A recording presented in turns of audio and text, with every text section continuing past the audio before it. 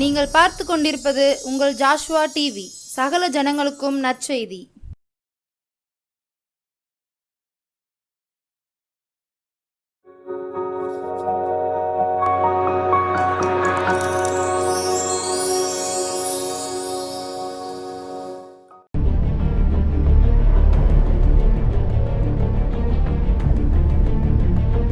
Praise the Lord. இயேசு கிறிஸ்துவின் இனிய நாமத்தினாலே ஜாஷ்வா டிவி நேயர் அனைவருக்கும் அன்பின் வணக்கத்தையும் வாழ்த்துதலை நான் தெரிவித்துக் கொள்கிறேன். இந்த நாளில் கதையை கேட்பதற்கு முன்பாக நம் தலைகளை தாழ்த்தி ஆண்டு சமத்தில் ஏசப்பா எங்கள் கதை மூலமாக அதன் மூலம் நாங்கள் கற்றுக்கொள்கின்ற காரியத்தை நாங்கள் கற்றுக்கொள்வதற்கு தீர்மானம் எடுக்க வேண்டிய காரியத்தை தீர்மானம் எடுப்பதற்கு எனக்கு உதவி செய்யுங்கன்னு சொல்லிட்டு நாம் ஜெபிப்போம். அன்பின் பரலோக பிதாவே, இந்த அருமையான நேரத்துக்காக நன்றி செலுத்துகிற ஆண்டவரே. ஏசப்பா இந்த நாளில் கூட ஏசப்பா அந்த கதையின் மூலமாக ஆண்டவரே என்னோடும் எங்களோடு நீர் பேசும்படியாக ஜெபிக்கிற ஆண்டவரே. ஏசப்பா உம்முடைய சத்தத்தை கேட்டு உம்முடைய சித்தம் செய்வதற்கு உதவி செய்யும்படியாக ஜெபிக்கிற ஆண்டவரே. இந்த நேரம் முழுவதும் பொறுப்படுத்திக்கொள்ளுங்கப்பா. பரிசுத்த ஆவியானவர் எங்களை ஆளுகை செய்து ஆண்டவரே அடியாலை ஆளுகை செய்யும்படியாக ஜெபிக்கிற ஆண்டவரே. இந்த நேரம் முழுவதும் நீங்கள் பொறுப்படுத்திக்கொள்ளுங்கப்பா. நீங்கள் பேசுங்கப்பா, நாங்கள் கேட்கிறோம் ராஜா. ஆசீர்வதியும் வளர்த்து இயேசு மூலம் ஜெபிக்கிறோம் நல்ல பிதாவே, ஆமென். என்னால் முடியலையே. அந்த போர் வீரர்கள்லாம் என்னோடு வந்தவங்களாம் எனக்கு முன்னாடி என்ன செஞ்சிட்டாங்க, வேகமாக போயிட்டாங்க. இந்த அடர்ந்த காட்டுக்குள்ளே எங்கே போகணும்னு தெரியல, எனக்கு உடம்பு என்னச்சிச்சு, ரொம்ப டயர்ட் ஆயிடுச்சு அப்படின்னு சொல்லிட்டு என்னால் முடியலையே. அதோ ஒரு குகை தருது, அதுக்குள்ளே போய் நம்ம என்ன செய்யலாம், போய் படுத்துக்கலாம், கொஞ்ச நேரம் ரெஸ்ட் எடுத்துட்டு இருட்டவும் செய்துட்டு, இந்த இருட்டு பாதையில் எனக்கு கண்ணும் சரியாக தெரியாது, அடர்ந்த காடு, இல்லை எப்படி போகும்னு தெரியல, அதனால் கொஞ்ச நேரம் ரெஸ்ட் எடுத்துட்டு நம்ம தொடர்ந்து போவோம்னு சொல்லிட்டு ஒரு அருமையான சகோதரர், அவர் பேர் வில்லியம் ஸ்டீஃபன். இது ஆப்பிரிக்கா கண்டத்தில் நடந்த ஒரு உண்மையான சம்பவம். வில்லியம் ஸ்டீஃபன் சொல்லி ஒரு போர் வீரன் இருந்தார். அவர் ஒரு அருமையான ஒரு பக்தி உள்ளவன், ஆண்டவரை நேசிக்கக்கூடிய ஒரு மகன். ஆபத்து வர நேரத்தில் கூட எப்பொழுதும் தொடர்ந்து டெய்லி அவன் ஜெபிக்கிற ஒரு ஜெப வீரனாக நினச்சி தான் காணப்பட்டான். இவன் போர் வீரனாக இராணுவத்தில் நினச்சிருந்தாரு. அப்போ தான் இணைஞ்சிருந்துட்டு என்ன பண்ணுறாங்க, அப்போ தான் போர் வீரன் புதுசாக அவன் என்ன செய்யிருக்கான், ஜாயின் பண்ணுறான், அந்த இராணுவத்தில் ஜாயின் பண்ணுறான். ஜாயின் பண்ணவங்க உடனே அவங்க எல்லோரும் என்ன செய்கிறாங்க, நம்ம ஆப்பிரிக்கா தேசத்திற்கு போவோம்னு சொல்லி என்ன செய்கிறாங்க, அந்த ஆப்பிரிக்க தேசத்திற்கு அந்த போர் வீரர்களாக ஆப்பிரிக்கா தேசத்திற்கு இப்போ நினச்சிருக்காங்க வந்திருக்கிறாங்க. இந்த வந்த சூழ்நிலையில் அவங்க என்ன செய்கிறாங்க, கால்நடையாக நடந்து போகிறாங்க. அடர்ந்த காடுகள், நிறைய காடுகள், அடர்ந்த மரங்கள் இருக்குது, இருண்ட காடு. இப்படி இந்த காடுகளை என்ன செய்கிறாங்க, இராணுவ வீரர்கள் அநேக பேர் என்ன செய்யிருக்காங்க, நடந்து போயிட்டே இருக்கிறாங்க. அப்படி நடந்து போயிட்டே இருக்கும்போது இவனால் என்ன முடியல, நடந்து போனவன் ரொம்ப தூரம் போயிட்டாங்க. நமக்கு தெரியும் இராணுவ வீரர்கள் என்ன செய்வாங்க, அப்படி அடர்ந்த காட்டுக்குள்ளே கடந்து போகும்போது சில பேர் முன்கூட்டி போவாங்க, சிலவர் கொஞ்சம் பிந்தி போவாங்க, சிலவங்க கடைசியில் கூட என்ன செய்வாங்க போவாங்க, பின்தங்கி என்ன செய்வாங்க போவாங்க. அதே போல் இப்படி போயிட்டே இருக்கும்போது இவனால் என்ன செய்ய முடியல, இந்த போர் வீரன் அந்த வில்லியம் ஸ்டீஃபனால் என்ன செய்ய முடியல, அவனால் நடக்கவே முடியல. ஏன்னா ஃபஸ்ட்டு அனுபவம், ஃபஸ்ட்டு எக்ஸ்பீரியன்ஸு. மற்றவங்களுக்கெல்லாம் எக்ஸ்பீரியன்ஸ் உள்ளவங்க, அவங்க அந்த காட்டுக்குள்ளேயும் போயிருப்பாங்க, மலையிலையும் போயிருப்பாங்க, நடந்திருப்பாங்க. அதனால் அவங்க எக்ஸ்பீரியன்ஸ் உள்ளவங்களாக இருந்ததுனால அவங்க எல்லாவற்றையும் என்ன செய்யிருக்காங்க, சமாளித்து போயிட்டாங்க. ஆனால் இவனால் இது ஃபஸ்ட் டைமாக அவன் என்ன பண்ணியிருக்க, அந்த இராணுவத்தில் சேர்ந்ததுனால அவனால் என்ன செய்ய முடியல, நடக்கவே முடியல. கொஞ்சம் தூரம் போயிட்டா இப்போ அடர்ந்த காடு நேரம் என்ன செய்யிட்டு கடந்து போகுது, இருள் சூழ்ந்துட்டு. ஆனால் இருள் சூழ்ந்த சூழ்நிலையில் கூட அவனால் என்ன செய்ய முடியல, நடக்கவே முடியல. பின் வாங்கிட்டான். எல்லாரும் முன் வாங்கி வேகமாக போயிட்டாங்க, அடர்ந்த காட்டை என்னச்சுங்க கடந்து போயிட்டாங்க. ஆனால் வில்லியம் ஸ்டீஃபனால் மாத்திரம் என்னச்ச முடியல, அவன் கடந்து போக முடியவில்லை. உடனே ரொம்ப டயர்டாயிட்டு சோர்ந்து போயிட்டான். சோர்ந்து போனவன் என்ன பண்ணான்னு தெரியுமா, அப்படி நம்ம அந்த குகையில் போய் ஒரு குகை தெரியுது, அதோ ஒரு குகை தெரியுது, அதில் போய் நம்ம கொஞ்ச நேரம் ரெஸ்ட் எடுத்துகிட்டு வெளிச்சம் வந்த பிறகு சூரியன் உதித்த பிறகு நம்ம என்ன செய்வோம், மெதுவாக நம்ம நடந்து போவோம். அவங்க எல்லோரும் என்னை தேடலை, அவங்க எல்லோரும் என்னை விட்டுட்டு என்ன செய்யிட்டாங்களே போயிட்டாங்களே அப்படின்னு சொல்லிட்டு அவன் கவலையோடு என்ன செய்தான், அந்த குகையை நோக்கி என்ன செய்தான் நடக்க ஆரம்பிச்சிட்டான். குகையை நோக்கி என்ன செய்யறான், அப்படியே நடந்து நடந்து போகிறான். குகை பக்கத்தில் வரவும் அவன் ரொம்ப ரொம்ப சோர்வாயிட்டான். சோர்வாகி என்ன பண்ணான்னா, சரி நமக்கு இது ஒன்று, நமக்கு என்ன வந்துச்சு, ஒரு மறைவிடம், அதில் நம்ம இதில் நம்ம என்ன செய்வோம் படுத்திருந்துட்டு காலையில் என்ன செய்வோம் நம்ம எழும்பி போவோம்னு சொல்லிட்டு அசதியில் என்ன செய்யிட்டான், படுத்துட்டான். படுத்தவன் திடீர்னுட்டு ஒரு சத்தம் கேட்குது, ஒரு உருமுறை சத்தம் என்னச்சுது அவனுக்கு கேட்குது. நல்லா தூங்கிட்டு இருந்தவன் அந்த உருமுறை சத்தத்தை கேட்ட உடனே அவன் முழிச்சு பார்க்குறான்.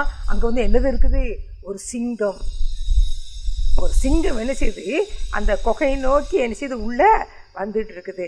இதை பார்த்தோன்னே எனக்கு ரொம்ப பயமாயிடுச்சு. ஐயோ, நம்ம சிங்க கெபிலேயே வந்து படுத்திருந்தோம், இந்த குகையிலேயே நம்ம என்ன செய்தோம், நம்ம படுத்திருந்தோம். ஐயோ, என்னுடைய நிலைமை என்னாக போதோ தெரியலையே அப்படின்னு சொல்லிட்டு அவன் உடம்புல ரொம்ப சோர்வு, ரொம்ப டயர்டாக இருக்கான்.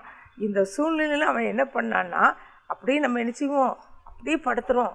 சிங்கத்தை நம்ம நினச்சோம் கண்டு நினச்சக்கூடாது, நம்ம பயந்து எது சத்தமே போட்டுறக்கூடாது அப்படின்னு சொல்லிட்டு அமைதியாக நம்ம படுத்துகிறோன்னு சொல்லி நினச்சிதான் அப்படியே அமைதியாக நினச்சிதான் அப்படியே படுத்துட்டான். படுத்த கொஞ்ச நேரத்தில் இந்த சிங்கம் வந்து அப்படியே மெதுவாக நடந்து நடந்து உள்ளே வந்தது. அதுவும் சத்தம் போடலை, அமைதியாக வந்து என்ன பண்ணுச்சு தெரியுமா, அந்த சகோதரன் பக்கத்தில், அந்த வில்லியம் ஸ்டீபன் பக்கத்தில் என்ன செய்ச்சான், அப்படியே படுத்துட்டான். ஒரு பெரிய மிருகம், காட்டுக்கே ராஜா சிங்கம், அது அவன் பக்கத்தில் வந்து படுத்திருந்தா நமக்கு எப்படி எவ்வளோ நமக்கு நம்ம பக்கத்துலேயே வந்து அந்த காட்டு சிங்கம் படுத்திருந்தா நமக்கு எவ்வளோ பயமாக இருக்கும். அதை பார்த்தாலே அவ்வளோ பயமாக இருக்கும். பக்கத்தில் நெருங்கவே நம்ம என்ன செய்வோம், பயப்படுவோம். இப்போ அந்த சிங்கம் வந்து இந்த வில்லியம் ஸ்டீபன் பக்கத்தில் வந்து என்ன செய்திருக்கு, அமைதியாக படுத்துருக்குது. அமைதியாக படுத்தோன்னு இவன் பார்த்துக்கிட்டே இருக்கான். அதை படுத்த மாத்திரம் அது என்ன செய்யல, சும்மா இருக்கலை. அது என்ன பண்ணிச்சு தெரியுமா, ஒரு காலை தூக்கி என்ன செய்துச்சு, அவன் மேலே பொத்துன்னு சொல்லி என்ன செய்து போட்டுச்சு. ஒரு காலை அவன் மேலே போட்டான்னு அவன் அசையவே இல்லை. போட்டாலும் அவன் என்ன செய்யலை, சின்ன கொஞ்சம் அசைஞ்சாலும் அதை என்ன செய்யும், நம்மளை அடித்து கொன்றும். அடிச்சல பயந்து போய் அவன் என்ன செய்யல, அசையாமல் அப்படியே படுத்திருந்தான். அது முதல்ல ஒரு காலை போடுது, அடுத்த பிள்ளை இன்னொரு காலை எங்கே போட்டுச்சு தெரியுமா, பயங்கரமான காரியம் எங்கே கொண்டு போட்டுச்சு தெரியுமா, அந்த இன்னொரு காலில் அப்படி நகம், பெரிய கூர்மையான நகம் இருக்குது. அந்த நகத்தை கொண்டு அவன் கழுத்தில் வந்து என்ன செய்ச்சான், போட்டுருச்சான்.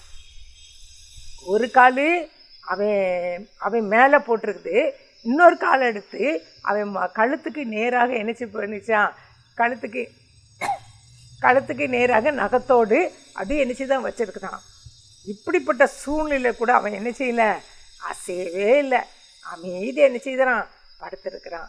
அப்போ தான் அவனுக்கு என்ன ஞாபகம் வந்துச்சு, இப்போ யாரை போல் இருக்கிற ஒரு தானியலை போல், தானியல் சிங்கக்கபில கிடந்தது போல் இப்போ அவன் என்ன செய்கிறான், இந்த குகைக்குள்ளே ஒரு சிங்கத்தின் கையில் என்ன செய்யிருக்கிறான், மாட்டிக்கொண்டு இருக்கிறான்.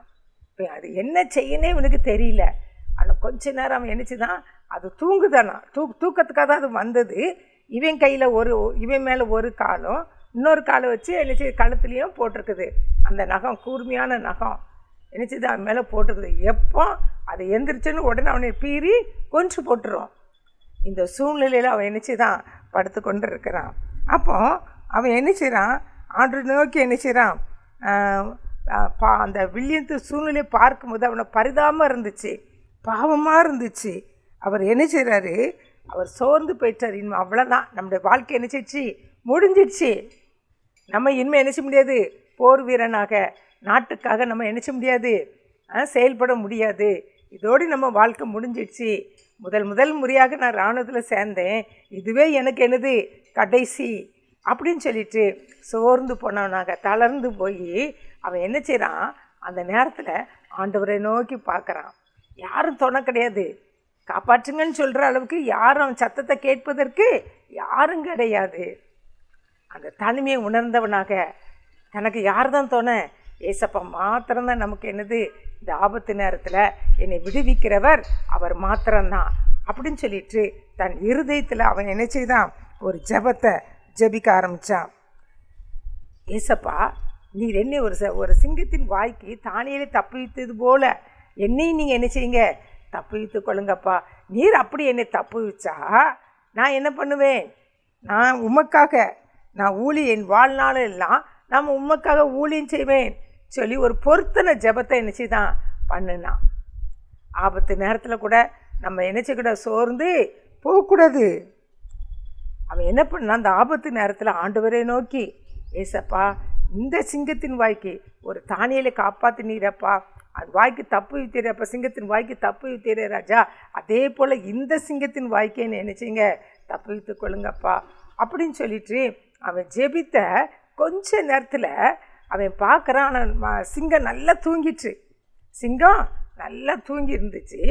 இப்போ பார்க்குறான், அந்த ஜெபித்த மறு நிமிஷமே அந்த சிங்கம் தன்னுடைய காலை என்ன பண்ணுச்சான், அப்படியே மெதுவாக என்ன செய்ச்சான், அப்படியே ஒரு காலை தூக்கி மெதுவாக என்ன செய்ச்சான், கீழே வச்சிச்சான். அடுத்த கொஞ்ச நேரம் கழித்து என்ன செய்தான், அவன் கழுத்தில் இருந்த அந்த காலையை என்ன செய்ச்சான், மெதுவாக விளக்கிச்சான். அதில் கழுத்தில் இருந்த எதை விளக்கி கழுத்தில் இருந்த வச்சுருந்ததும் ஃபஸ்ட்டு என்னச்சு, அது மெதுவாக எடுத்துச்சு. உடனே அவன் மெதுவாக பார்க்குறான், நல்ல சிங்கம் என்னது, நல்லா தூங்கிட்டு இருந்துச்சு. உடனே அவன் தன் மேலே வைத்திருந்த அந்த காலை தான் மெதுவாக விளக்கிட்டு மெதுவாக எழும்புனான். எழும்பி அந்த குகையை விட்டு தான் வெளியில் வந்துட்டு ஓடுறான். ஓடி ஆண்டவரேன்னு என்னச்சுதான் வெளியில் ஓடி தப்பிச்சோம் பிழைச்சோன்னு சொல்லி என்னச்சுதாரான் ஓடிட்டான். ஓடின பிறகு தன் தாய் நாட்டுக்கு என்னச்சிட்டான் வந்துட்டான். வந்த உடனே அவன் செய்த முதல் காரியம், இந்த உலகப்புறம்ன வேலை எனக்கு வேண்டாம். ஏன்னா அவன் பொருத்தனை பண்ணியிருந்தான், நான் என்னை ஏசப்பா நீ என்னை காப்பாற்றினா நான் என்ன செய்வேன், என் உலக வேலையை நான் ராஜினாமா செய்திருவேன், உமக்காக நான் ஊழியம் செய்வேன் அப்படின்னு சொல்லி எடுத்த தீர்மானத்தின்படி அந்த பொருத்தனை ஜெபத்தை ஆண்டவர் கேட்டு அவன் என்ன செய்தான், தன்னுடைய ஜீவிய காலம் எல்லாம் என்ன பண்ணால் ஆண்டவருக்கென்று தன்னை அர்ப்பணித்து என்ன செய்தான், ஊழியம் செய்கிற ஒரு மகனாக அந்த வில்லியம் ஸ்டீபன் என்ன செய்தார், மாறினார். அதை வேத வசனம் சொல்கிறது. ஆண்டவர் நம்மளை என்ன செய்ய ஒருபோதும் ஆண்டுடைய அந்த ஆபத்து நேரத்தில் அவன் கூப்பிட்ட சத்தத்தை ஆண்டு கேட்கிற தேவன். பெரிய ஆபத்தில் மாட்டிருக்கிறான். சிங்கம் தன் பக்கத்தில் அருகில் படுத்திருக்கு. இந்த சூழ்நிலையில் கூட ஒரு பொருத்தனையோடு ஜெபத்தை கேட்ட உடனே ஆண்டவர் அவனை என்ன செய்தார், தப்பு வித்தார், அவனை விடுதலை பண்ணார். அதே போல் அந்த சங்கீதம் 50:15 சொல்லப்படுது, ஆபத்து காலத்தில் என்னை நோக்கி கூப்பிடு, நான் உன்னை விடுவிப்பேன், நீ என்னை மகிமைப்படுத்துவாய். அதே போல் இந்த சகோதரன் அந்த வில்லியம் ஸ்டீபன் என்ன பண்ணால், ஆபத்து காலத்தில் ஆண்டரை நோக்கி ஒரு பொருத்தனை ஜெபம் பண்ணான். பொருத்தனை ஜெபம் பண்ண உடனே ஆண்டவர் அந்த சிங்கத்திலேருந்து அவனுக்கு என்ன செய்தார், விடுதலை கொடுத்தாரு. அது மாத்திரமல்ல, அவன் தேவனை என்ன செய்தான், மகிமைப்படுத்தினான். தன்னுடைய உலகப்புறம்னு வேலையெல்லாம் விட்டுட்டு நான் ஆண்டவருக்காக ஊழியம் செய்வேன்னு சொல்லி என்னச்சு தான் ஊழியம் செய்ய ஆரம்பித்தேன். அதை நம்முடைய வாழ்க்கையில் கூட இன்னும் தப்புவதற்கு வாய்ப்பே இல்லை. அந்த சூழ்நிலை வரும்போது இந்த காரியத்தில் என்னால் விடுவிக்க முடியாது, என்ன இதில் நான் தப்ப முடியாதுன்னு சூழ்நிலை வரும்போது அந்த நேரத்தில் நம்ம யார் மாத்திரம்தான் நம்மளை என்ன செய்ய தப்பி வைக்க முடியும், தேவன் மாத்திரம்தான் நம்மளை தப்பி வைக்க வல்லமையுள்ள தேவனாக இருக்கிறாங்க. அது மாத்திரமல்ல, இன்னொரு வசனம் சொல்லப்படுது, சங்கீதம் 91:14, அவன் என்னிடத்தில் வாஞ்சையாக இருக்கிறபடியால் அவனை விடுவிப்பேன், என் நாமத்தை அவன் அறிந்திருக்கிறபடியால் அவனை உயர்ந்த அடைக்கலத்தில் வைப்பேன்னு சொல்லி சங்கீதம் 91:14 சொல்லப்படுது. அவன் என்னிடத்தில் வாஞ்சையாக இருக்கிறபடியால் அவனை விடுவிப்பேன், என் நாமத்தை அவன் அறிந்திருக்கிறபடியால் அவனை உயர்ந்த அடைக்கலத்தில் வைப்பேன் சொன்ன வேத வசனத்தின்படியாக ஆண்டவர் அவனை என்ன செய்தான், வாஞ்சியோடு ஆண்டவர் இடத்துல வாஞ்சியோடு இருந்ததுனால ஆண்டவர் என்ன செய்தான், அவனை விடுவித்தான். அது மாத்திரமல்ல, அவருடைய நாமத்தை அவன் என்ன செய்தான், அறிந்தான். இயேசுவின் நாமன் அவர் விடுவிக்கிற தேவன், அவன் விடுதலை கொடுக்கிற தேவன். ஆபத்தின் கருத்தில் கூப்பிடும்போது அவர் மறுபுத்திர கொடுக்கிற தேவன் சொல்லி என்ன செய்தான் அறிந்திருக்கிறான். இதே போல் நம்முடைய வாழ்க்கையில் கூட ஏதோ ஆபத்தான சூழ்நிலை நமக்கு என்ன செய்யலாம், வரலாம். அந்த நேரத்தில் நம்ம என்ன செய்கிறோம், ஆபத்தான காரியம் வந்து மனிதர்கள் நோக்கி ஓடி விடாதபடி ஆண்டவரை நோக்கி நம்ம என்ன செய்வோம்? இப்போது நம்ம ஆண்டவரை நோக்கி பார்க்கும்போது அவர் நம்ம என்ன செய்கிறார்? விடுவிக்கும் தேவனாக, நமக்கு விடுதலை அளிக்கிற தேவனாக நம்ம ஏசப்பா நமக்கு என்ன செய்கிறாங்க? இருக்கிறாரு. தேவன் நம்ம என்ன செய்கிறாரு? தப்புவிக்க. இப்படிப்பட்ட சூழ்நிலையில் கூட ஆண்டவர் நம்மளை ஆபத்து நேரத்தில் நம்ம தப்புவிக்க வல்லமையுள்ள தேவன் இயேசு மாத்திரம்தான் நம்மளோடு இருக்கிறாங்க. அந்த நேரத்தில் நம்ம யாரை நோக்கி போய்விடக்கூடாது? நம்ம ஆபத்து வர நேரத்தில் நம்ம மனிதர்கள் நோக்கி போனால் அவங்க நம்மளை என்ன செய்வாங்க? கைகளை என்ன செய்வாங்க? விரிச்சிருவாங்க. என்னால் முடியாது அப்படின்னு சொல்லி என்ன செய்வாங்க? நம்மளை கைவிட்டு விடுவாங்க. ஆனால் நம்மளை உண்டாக்கின, நம்மளை உருவாக்கின தேவன் நமக்குன்னு ஒரு ஆபத்து வந்தால் நமக்கு முன் வந்து நம்மோடு இருந்து நமக்கு முன்னாடி சென்று அவர் என்ன செய்கிறாரு? விடுதலை அளிக்கிற தேவனாக இருக்கிறாங்க. என் பிள்ளை ஒரு ஆபத்தில் மாட்டிருச்சே, என் பிள்ளை அப்படின்னு சொல்லிட்டு ஆண்டவர் நம்மளை என்ன செய்கிறாரு? விசாரிக்கிற தேவனாக, நம்ம ஆபத்துலேருந்து நம்மளை விடுவிக்கிற தேவனாக இருக்கிறாங்க. நம்ம ஆபத்து நேரத்தில் யாரை நோக்கி மாத்திரம்தான் பார்க்கணும்? ஏசப்பா, நான் இந்த ஆபத்தில் மாட்டின்ட்டேன்ப்பா, எனக்கு இதுலேருந்து விடுதலை தாங்கப்பா. எப்படியாவது மனிதர்களால் விடுவிக்க முடியாது, ஆனால் இந்த காரியத்தில் உம்மால் மாத்திரம்தான் தப்புவிக்க வல்லவர் நீர் ஒருவர் தான். எனக்கு நீங்கள் விடுதலை அளிங்கப்பா, என்னை இந்த சூழ்நிலையிலேருந்து பாதுகாத்து கொள்ளுங்கப்பா அப்படின்னு சொல்லி நம்ம ஜெபிக்கும் போது, இல்லைன்னா இருக்கிற சூழ்நிலை பார்த்து நம்ம ஒரு பொருத்தனையோடு கூட நம்ம என்ன செய்யலாம்? ஜெபிக்கலாம்.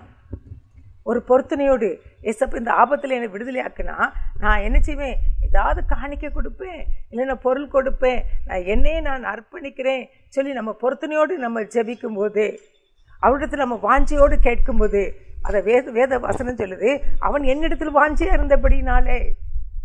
அவர் மேல் நம்பிக்கை இருக்கணும். ஆண்டவர் மேல் நம்பிக்கை வச்சு அவர் மேல் நம்ம என்ன செய்யணும்? வாஞ்சியாக இருக்கிறபடினால், நம்ம அவரிடத்துல வாஞ்சியோடு நம்ம கேட்கும்போது அதை யார் பார்க்குறாங்க? ஏசப்பா பார்த்து நமக்கு என்ன செய்கிறாங்க? விடுதலை கொடுக்குறாங்க. அவன் எண்ணத்தில் வாஞ்சியாக இருக்கிறப்படியால் அவனை நான் என்ன செய்வேன்? விடுவிப்பேன். நம்முடைய வாஞ்சையை, நம்முடைய இருதயத்தின் வாஞ்சைகளையும் நம்முடைய எண்ணங்களையும் யார் பார்க்குறாங்க? ஏசப்பா பார்க்குறாங்க. பார்த்துட்டு ஆண்டவர் என்ன செய்கிறாங்க? ஒன்று, நம்ம அவரை வாஞ்சையோடு தேடணும். அடுத்தது, அவருடைய நாமத்தை நம்ம என்ன செய்யணும்? அறிஞ்சிருக்கணும். அவர் என்னை காப்பாற்றுகிறவர், என்னை விடுவிக்கிறவர், என் மேலே இரக்கமுள்ளவர், எனக்காக பரிதபிக்கிறவர், என்மேல் நினைவாக இருக்கிறவர், என்னை மறவாதவர் அப்படின்னு சொல்லிட்டு அவர் நாமத்தை நம்ம அறிந்திருக்கும் போது ஆண்டவர் நம்ம விடுவித்து நம்மளை உயர்ந்த அடைக்கலத்தில் வைக்கிற தேவனாக இருக்கிறாங்க. இதுவரையும் நம்ம ஏதோ மனிதர்கள் ஆபத்து நேரங்கள் வரும்போது நம்ம மனிதர்களை நாடி ஓடி இருந்திருக்கலாம். இந்த நாளில் நம்ம தீர்மானம் எடுப்போம், எனக்கு வருகின்ற சூழ்நிலைகள் ஆபத்து, அந்த வருகின்ற நேரத்தில் நம்ம தப்புவதற்கே வழி இல்லை. ஒரு கடன் பிரச்சனையாக இருக்கலாம், அதில் நான் மூழ்கி போக வேண்டிய சூழ்நிலை வரலாம். ஐயோ, இந்த ஆபத்தில் நான் மாட்டிட்டேனே, இவன்கிட்ட போய் நான் கடன் வாங்கினேனே, இதுலேருந்து என்னால் மீள முடியாது, இந்த ஆபத்துலேருந்து என்னால் மீள முடியாது. இப்படிப்பட்ட சூழ்நிலைகள் வரும்போது நம்ம மனிதர்கள் ஓடி போகாதபடி, இன்னும் மறுபடியும் கடன் எடுத்து அடைப்போம் அப்படின்னு சொல்லி இல்லாதபடி யாரை நோக்கி பார்க்கணும்? ஏசப்பாவை நோக்கி பார்க்கும்போது அவர் என்ன செய்வார்? நம்ம தப்புவிக்க வல்லமையுள்ள தேவன். அந்த கடன் பாரத்திலேருந்து கூட நம்மளை என்ன செய்கிறாரு? விடுவிக்கிற தேவன் அவர் ஒருவர் மாத்திரம்தான். ஆண்டு சமத்தில் நம்ம என்ன செய்யணும்? வாஞ்சையோடு, ஏசப்பா உம்மால் தான் முடியும் சொல்லி 100க்கு 100 அவர் மேல் நம்பிக்கை வைத்து என்ன செய்யணும்? உம்மால் மாத்திரம்தான் இந்த காரியத்திலேருந்து என்னை நினச்சிட்டு வெளியில் வர முடியும், உம்மால் மாத்திரம் என்னை தப்புவிக்க முடியும், மனிதனால் முடியாது.